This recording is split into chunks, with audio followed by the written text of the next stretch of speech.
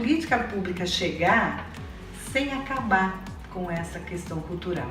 Porque muitas vezes a política pública ela tem os antagonismos.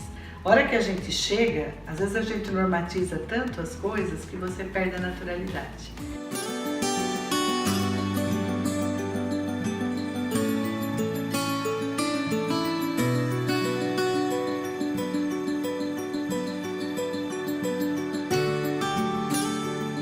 Eu acho que quando nós falamos em política pública e falamos em número de acolhidos, né, em cada município do nosso país, não existe hoje ainda um estudo que comprove uma média, né, disso. Eu vou dizer assim, eu participei da leitura, né, de uma pesquisa que foi feita que chamava Conhecendo a Realidade, que eram sobre conselhos tutelares, no passado próximo.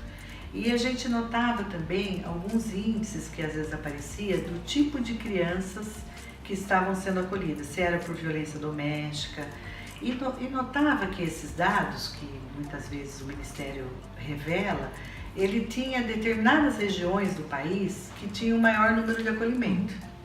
E isso começou a chamar a atenção dos profissionais. Por que o Norte não tinha tanto?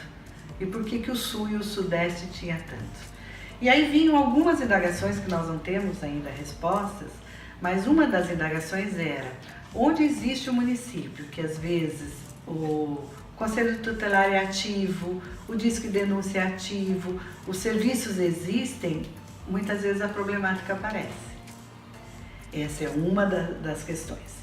Ora, então quer dizer que no Norte, por exemplo, no último levantamento, que aí hoje a gente tem um levantamento, podemos dizer universal, porque escapou uma coisa ou outra em 2010, né, da outra pesquisa, né, que nós temos hoje de serviço de acolhimento, mostrava que o Norte tinha um tipo de acolhimento em família extensa ou no vizinho que ainda guarda uma tradição brasileira daqueles filhos de criação. Então lá em cima, às vezes, ele não tinha política pública, mas a própria população, ela acolhia as crianças. E eu achava aquele resultado fabuloso. É uma das coisas que, se eu tivesse tempo, eu queria olhar para esses dados e a política pública chegar sem acabar com essa questão cultural. Porque muitas vezes a política pública ela tem os antagonismos. A hora que a gente chega, às vezes a gente normatiza tanto as coisas que você perde a naturalidade. Mas, por outro lado, nós estamos falando de sistema protetivo, né? Hoje nós falamos o não à adoção brasileira, né? O sim à organização de um cadastro de adoção, o sim para uma organização geral da política pública. Então, como nós vamos avançando com isso tudo sem perder o lado humano dessas questões? É um grande desafio para um gestor público hoje fazer uma coisa como essa.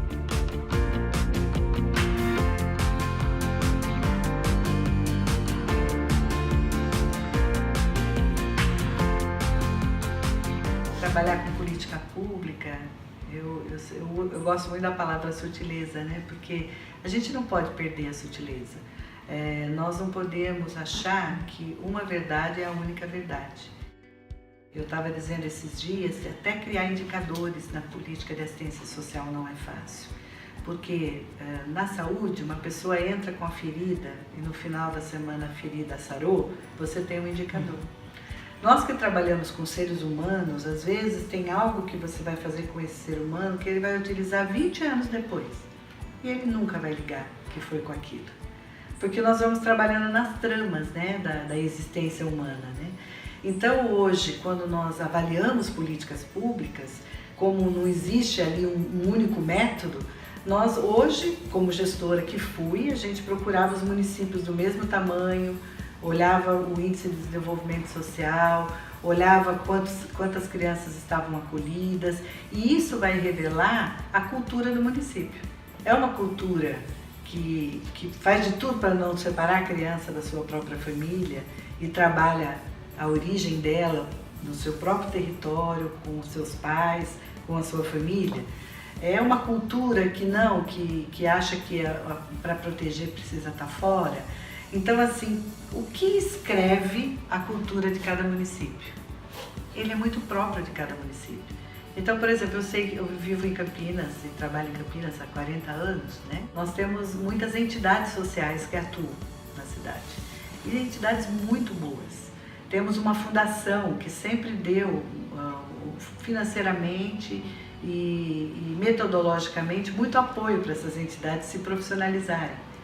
Nós temos um município que, quando começou o Estatuto da Criança e do Adolescente, era fabuloso ver o primeiro programa do artigo 90, o segundo, o terceiro, tudo sendo implantado.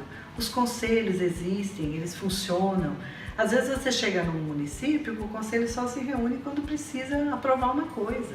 Não, nós aqui temos comissões, nós temos o 18 de maio de prevenção, onde a cidade se envolve. Então, assim, isso vai dando a cara daquele município.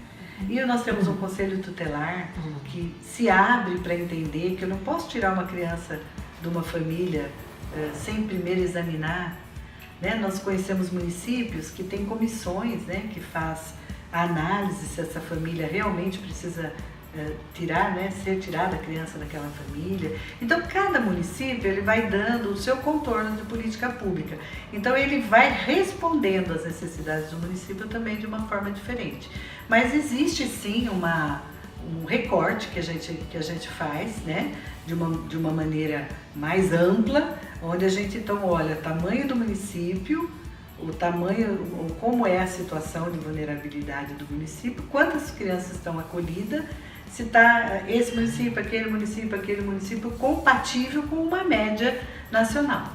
Então esse trabalho a gente, como gestor ou até o próprio Ministério, ele tem esse olhar.